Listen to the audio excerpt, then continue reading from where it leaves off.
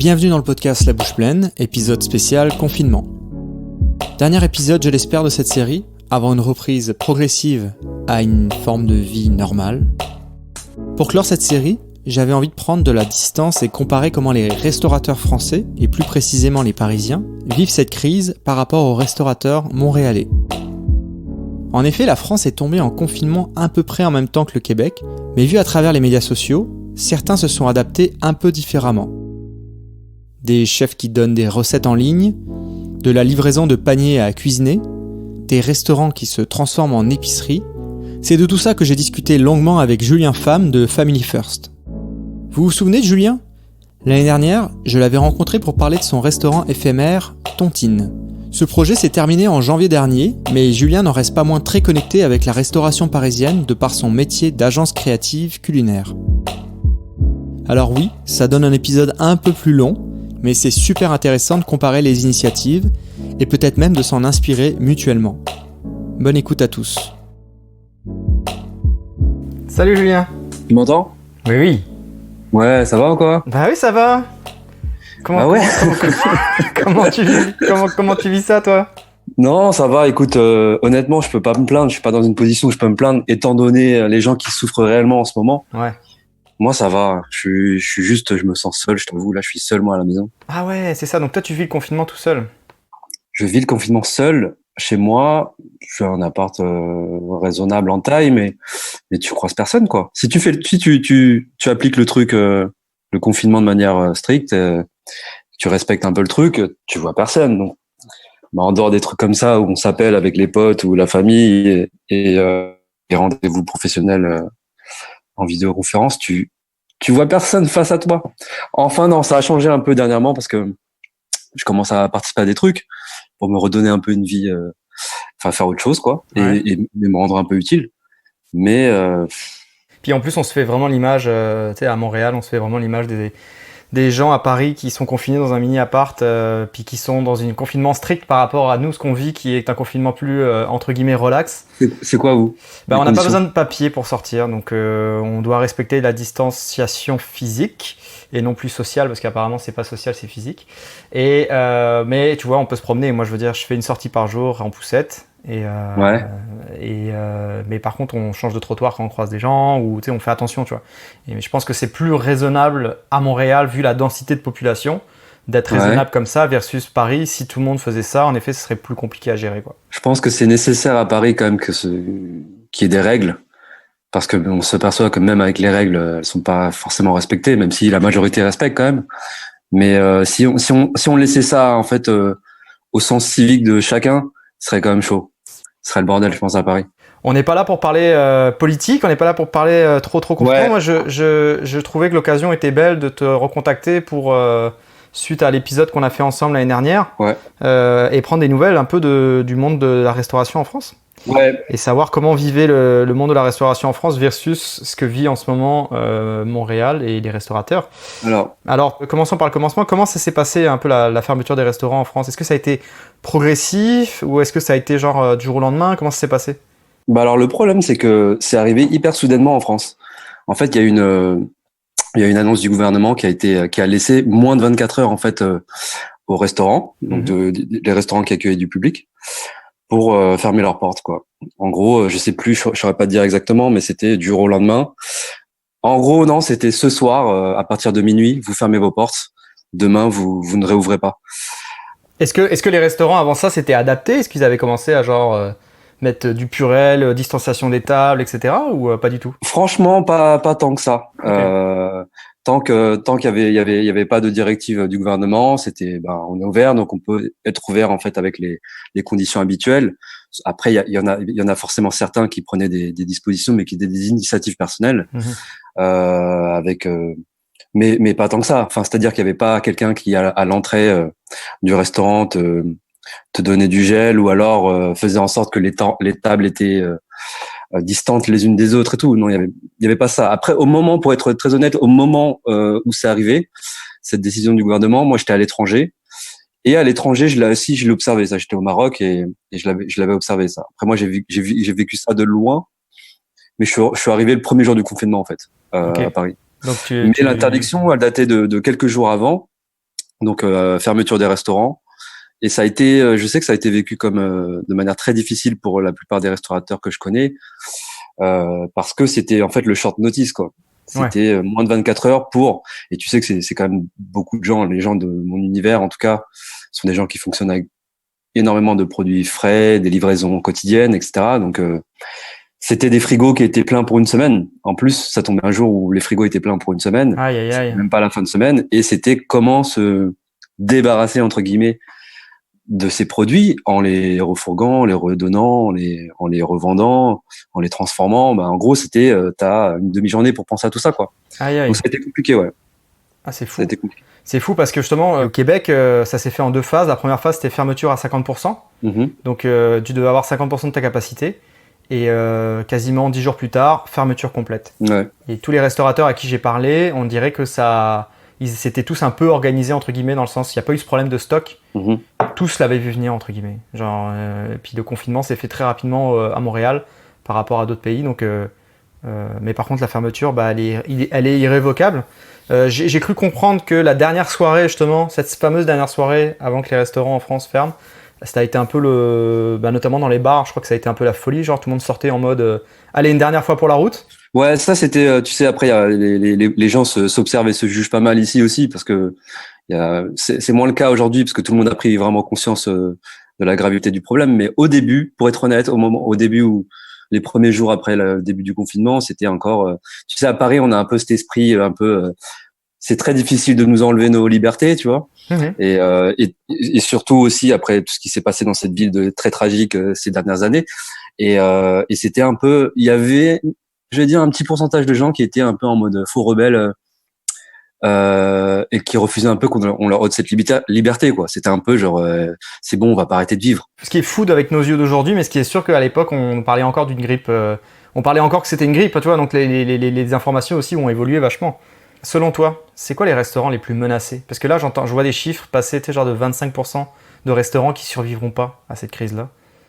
Ouais, ça c'est horrible. C'est énorme. Bah le truc c'est que pour l'instant on est encore, c'est hyper dur de faire des estimations ou de se projeter, étant donné qu'on ne sait même pas quand est-ce qu'on sortira tout ça. Il y a même pas Alors, on a un début de date. Tu vois, le 11 mai, on peut, nous, a priori, ressortir. 11 mai, les restaurants vont être ouverts? Non, alors non, justement. Alors, il y a la dernière allocution du président, c'était il y a une semaine. Et l'information, c'était que le 11 mai, on était, je pense que les écoles réouvriront déjà, ce qui va permettre aux parents d'aller retourner bosser pour ceux qui peuvent, enfin, ceux qui ont un boulot. Et du coup, levée du confinement, les gens peuvent du coup ressortir de chez eux, mais en appliquant plein de gestes. On parle aussi des transports en commun où, a priori, les gens devront obligatoirement être couverts avec un masque. Mais après, pour tout ce qui est réunion dans des lieux publics, là, on parle plus d'une date autour de mi-juillet. Tu vois, et mi-juillet, on sait toujours pas. C'est toujours encore un objectif plus qu'une date fixe, tu vois.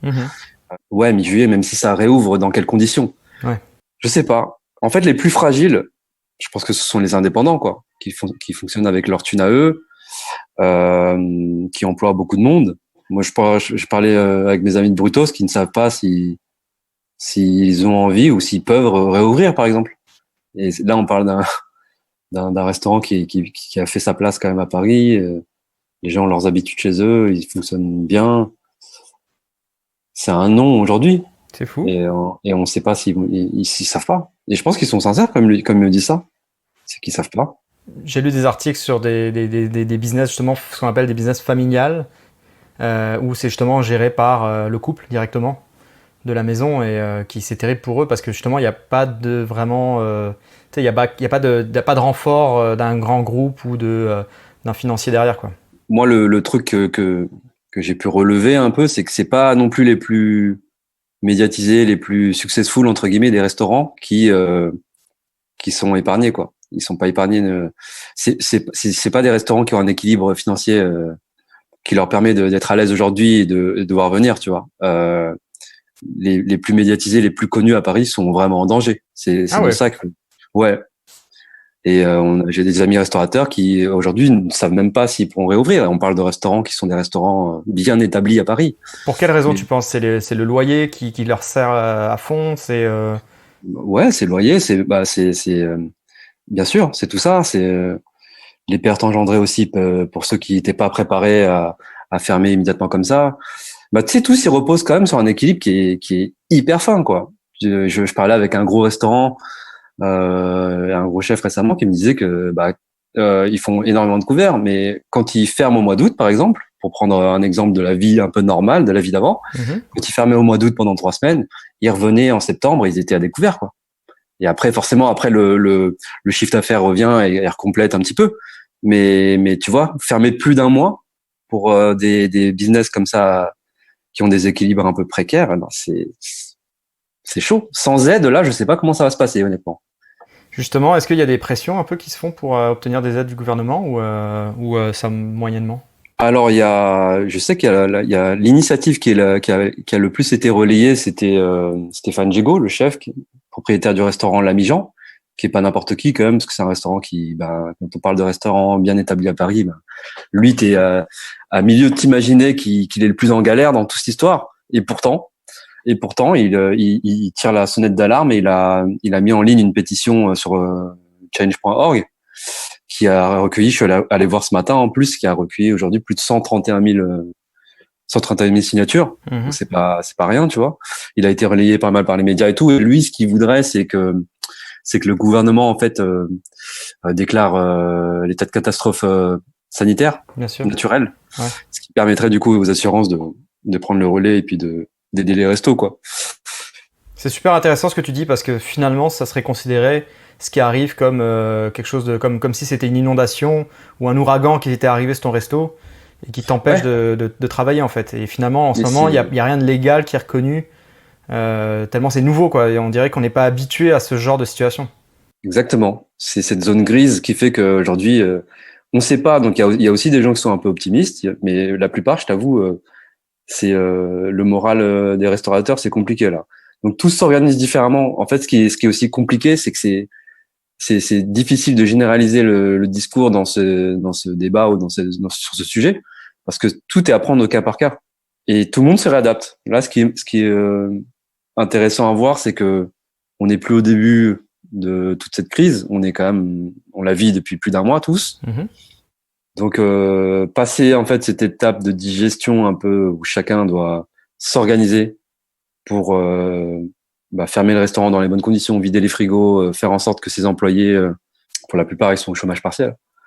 Une fois que tout ça est réglé, généralement, il y avait une petite semaine où chacun a franchement respiré un gros coup parce que vraiment, ça a été un choc pour tous. Bien sûr. Cette semaine d'organisation pour fermer les portes de lieux qui sont quand même ouverts tout le temps, ça a été un choc pour tous. Et après, un petit moment je pense, pour se réaliser ce qui se passe. Et là, je pense que tout le monde réattaque une phase où il faut s'organiser pour soit sauver les meubles, soit prendre des décisions qui impacteront la vie de leur restaurant. Mais il y en a qui se réadaptent. Il y a de la vente à emporter. Alors c'est ça que je voulais parler avec toi parce que j'ai été vraiment surpris de la différence entre Paris et Montréal dans la gestion de cette crise-là. Et j'ai vu beaucoup de restaurants à Montréal et notamment des gens avec qui on a discuté justement dans cette série en confinement qui se sont réadaptés à faire de la livraison alors que c'est pas du tout leur business de base. Et j'ai trouvé, alors que je trouvais que en France, je voyais pas d'initiative de ce genre-là. A contrario, je voyais beaucoup de chefs sur Instagram communiquer directement à leurs fans, entre guillemets, à leur communauté, et leur donner des recettes pour cuisiner à la maison. Chose qui passe super rentable, entre guillemets, dans le sens que c'est vraiment juste du love. Mais toi, quel genre d'initiative toi t'as pu voir justement de la part des restaurateurs pour survivre? Il y a de tout. Après, c'est un autre sujet pour moi, les chefs qui restent médiatisés entre guillemets via leurs réseaux sociaux. C'est une manière de rester vivant, hein, mais c'est plus une manière de faire en sorte que leur nom et le nom de leur restaurant restent sous les spotlights, mais c'est clairement pas quelque chose qui leur apporte de l'argent. Mais pour le sujet des restaurants qui essayent de trouver des solutions pour faire entrer un peu d'argent, effectivement, moi aussi sur les réseaux, je vois mes amis restaurateurs aux États-Unis, à Montréal, qui sont beaucoup plus près Ah ça, je sais pas si c'est une question culturelle. Je pense que le takeaway ou la livraison est quand même bien plus ancré dans l'ADN des Américains du Nord.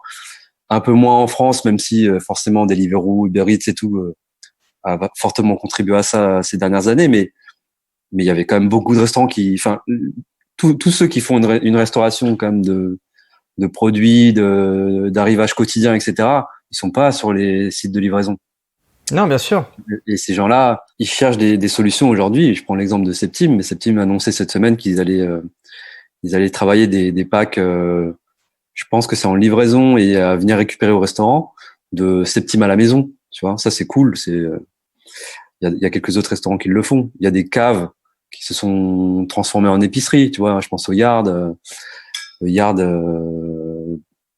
tu peux venir récupérer ton vin, mais aussi du pain, des produits secs, etc. T'as un bon exemple dans le Pays Basque aussi, les amis de Élément Époque, qui ont transformé aussi pareil leur resto en épicerie. C'est dingue, hein, parce que justement, c'est exactement le problème qu'il y a à Montréal en ce moment.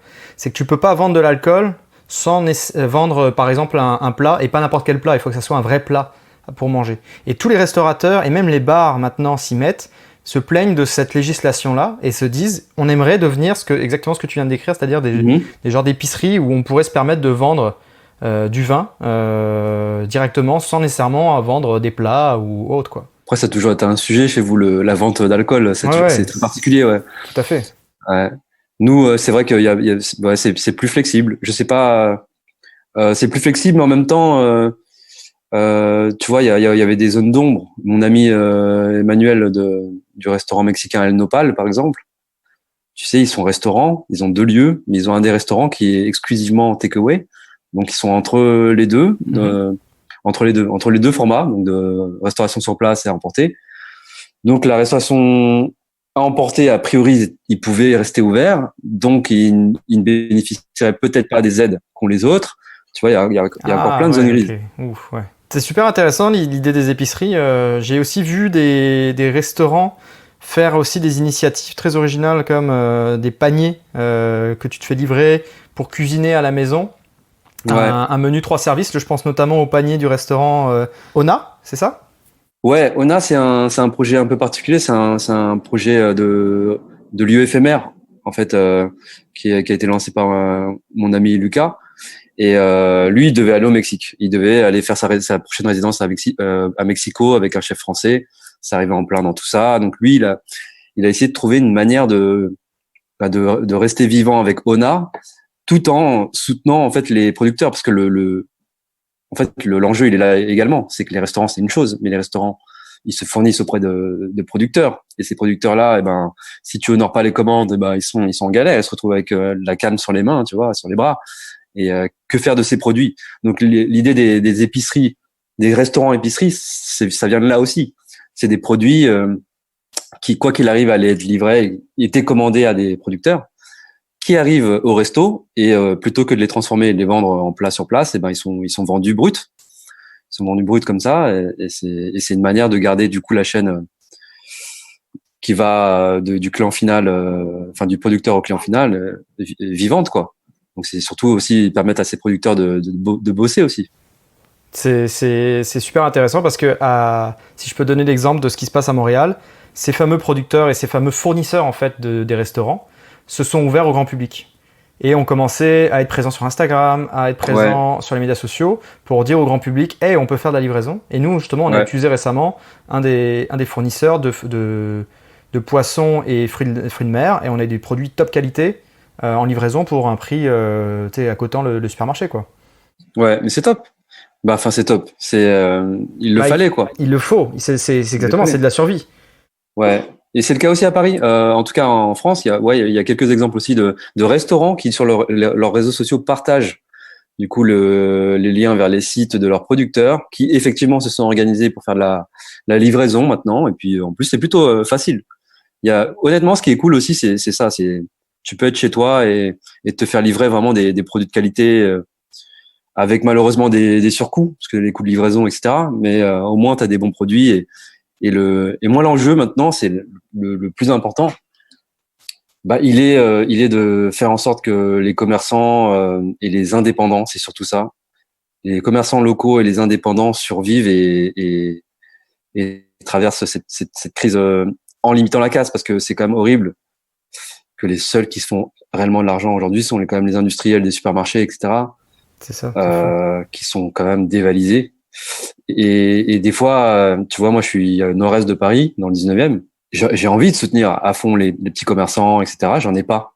Tu vois, vraiment, chez moi, si je respecte le truc, que je veux pas aller à plus de 200 mètres de chez moi, j'ai pas de bons commerçants. Vraiment pas. Est-ce qu'il y a d'autres initiatives de survie un peu comme ça? Est-ce qu'il y a des systèmes de chèques cadeaux? Je sais pas s'il y a d'autres paniers qui ont été mis en place. Écoute, j'ai pas trop vu. Je sais qu'aux États-Unis, j'ai vachement vu le truc pour nous aider à survivre, acheter des vouchers, non, en fait, des bons pour plus tard, quoi. Oui, bien sûr. Ou alors du merchandising. Il y a nos amis de Libelli qui ont un peu communiqué sur ça, je crois, au début, en disant que, une manière d'aider, c'était d'acheter du merch. Mais sauf que le merch, tu sais bien, en France, allez, il y a 0,01% des restaurants qui ont du merch. Donc, soutenir, c'est compliqué. Non, après ce qui se voit énormément, en fait, la manière dont sont présents les chefs médiatiquement aujourd'hui, c'est aussi via tous les lands de solidarité aux hôpitaux et aux démunis, aux personnes les plus démunies. Donc c'est de mettre leurs compétences au service de repas qui sont offerts aux plus démunis et aux aides-soignants, quoi. Donc ça, il y a beaucoup d'initiatives. Il y en a même trop, parce qu'en vrai, il en faudrait quelques-unes qui rassemblent un peu tout, mais il y en a plein. À l'initiative de chefs, à l'initiative de producteurs. Comment ils sont rémunérés? C'est juste vraiment du cadeau, genre? Alors, ils récupèrent, en fait, c'est là où la solidarité, en fait, joue sur toute la chaîne. Ils récupèrent des produits de Rungis, Métro, de producteurs, même parfois des très bons producteurs. Et ils font la tournée des chefs. Ils déposent les produits chez les chefs, des fois par des paniers, ou des fois tu rentres dans le camtar et tu choisis ce que tu veux, avec l'objectif de faire 50, 100, 200 repas qui sont récupérés le soir même par le même camion et livrés du coup à des associations ou des gens qui vont donner aux hôpitaux, etc. Donc, moi je l'ai fait, j'ai participé, c'est cool, avec quelques amis chefs, on travaille dans un labo d'un restaurateur, Mam Dim Sum, qui est hyper bien équipé, qui est hyper clean, du point de vue procédure sanitaire et tout. Et on fait des repas pour quelques assos, quoi. Vous avez des masques?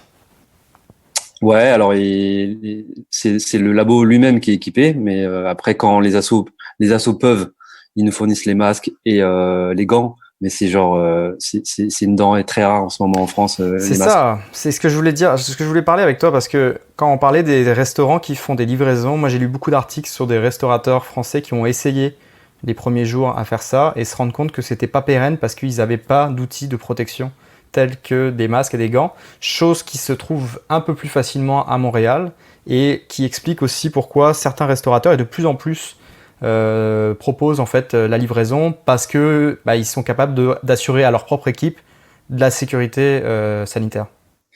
Tous les commerces ici sont équipés, vraiment quasiment tous. Enfin, j'en ai vu peu au final parce que c'est que autour de chez moi ou que quand je sors pour les missions pour les associations. Mais les commerces que je vois, ils sont tous équipés avec une vitre, je sais pas en quelle matière, en plexi, en verre, donc qui fait barrière avec le client systématiquement. Il y a toujours un peu un écriteau qui dit le nombre de personnes autorisées dans chaque commerce et puis la distanciation physique à l'extérieur pour faire la queue. Donc t'as toujours, enfin c'est assez ouf à voir ces scènes-là du coup. Mais tu penses que tu verrais ces scènes-là dans un restaurant, disons cet été?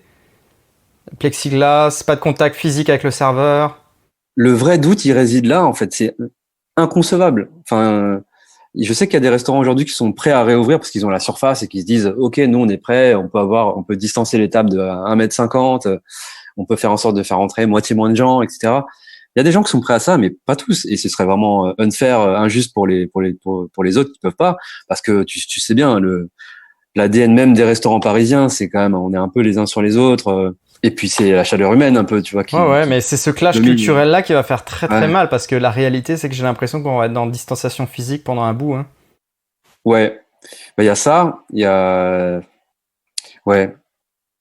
c'est hyper dur à imaginer là. En fait, je crois on volontairement, on ferme les yeux un peu sur ce sujet parce qu'on sait que si on commence réellement à envisager le retour à la vie collective, il sera pas comme avant du tout et c'est en gros ça va un peu tuer un peu tout le peu d'optimisme qu'on a en ce moment, quoi. Parce que réouvrir, mais dans ces conditions-là, c'est tellement triste. Ouais. Ça va à l'inverse de tout ce qu'on véhicule dans ce milieu-là, quoi. Mais Tout à fait, je sais. après, c'est le confort, c'est un sujet secondaire, quoi.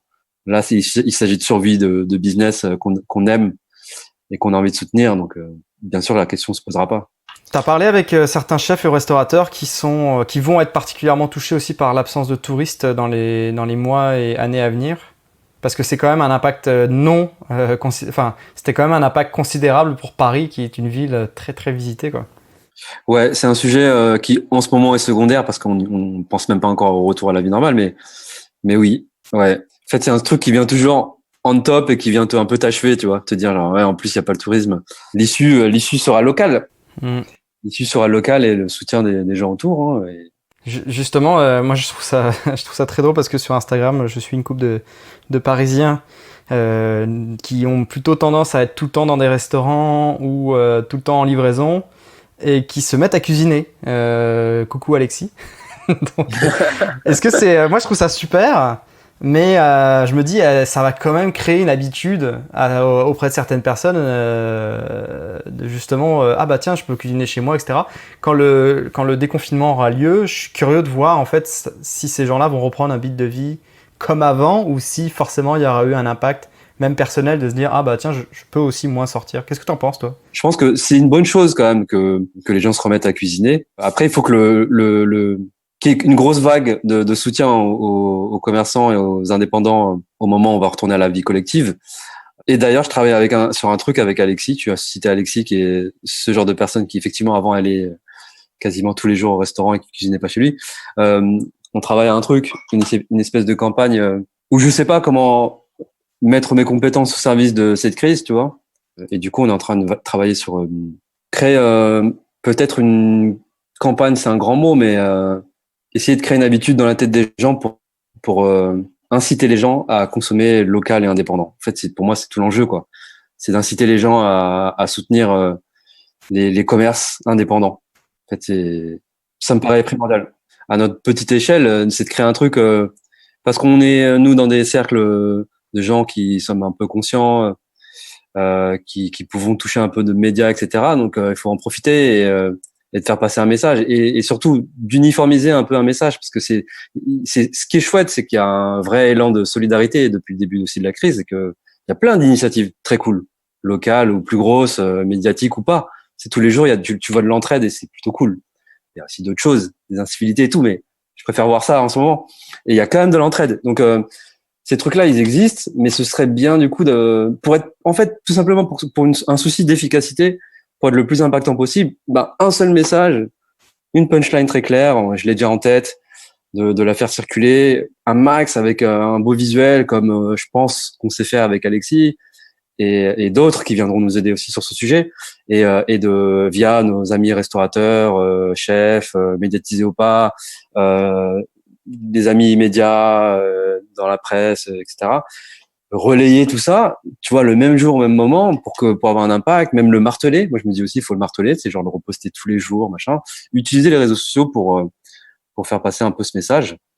Donc voilà, une petite contribution qui peut avoir un impact, je pense, si tout le monde le relaie en même temps. Et j'en ai parlé avec plein d'acteurs un peu de la bouffe aujourd'hui, ils soutiendraient le truc. Donc, je pense qu'il faut c'est à nous de le faire aussi, quoi. Ouais, c'est bien, c'est super que tu fasses ça là. Pour vrai, c'est sûr que c'est hyper important là. Bah écoute, on va voir surtout. Moi, mon objectif, c'est que ça marche, quoi.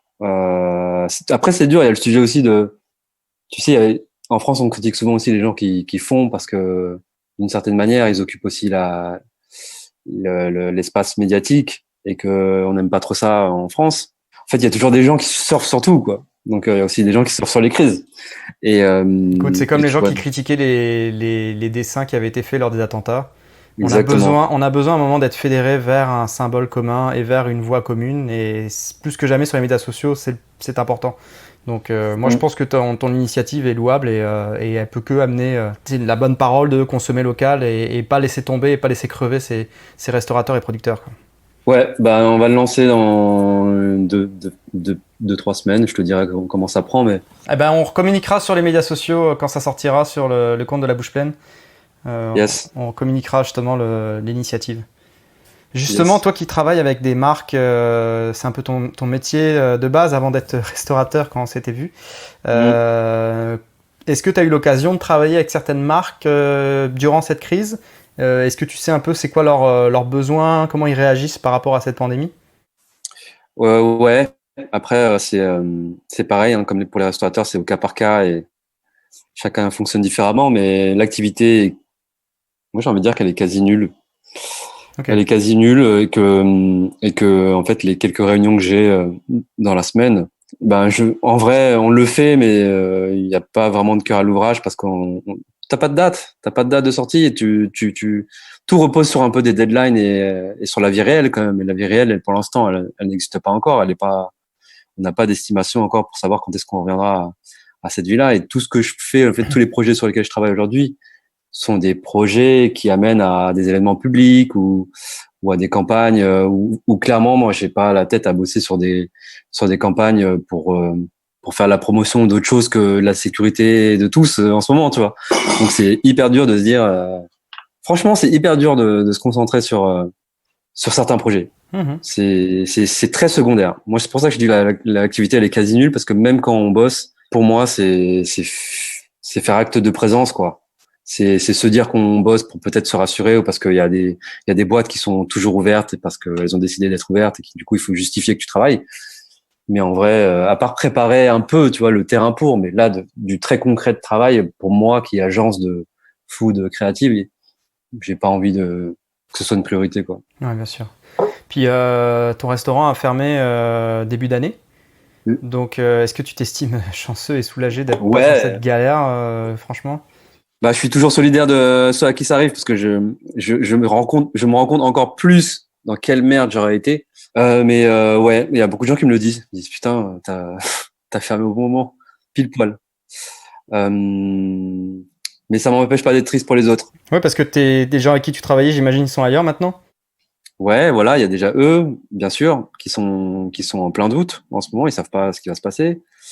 T'as les producteurs aussi avec lesquels on bossait, on pense beaucoup à eux. C'était des gens qu'on voyait plus que que nos propres familles. Donc ouais, c'est des gens qui sont impactés. Il y a plus de commandes, il y a plus rien. Le vin, ça se garde, mais si t'as pas de commande, bah t'as pas d'entrée d'argent, donc tout est reporté, quoi.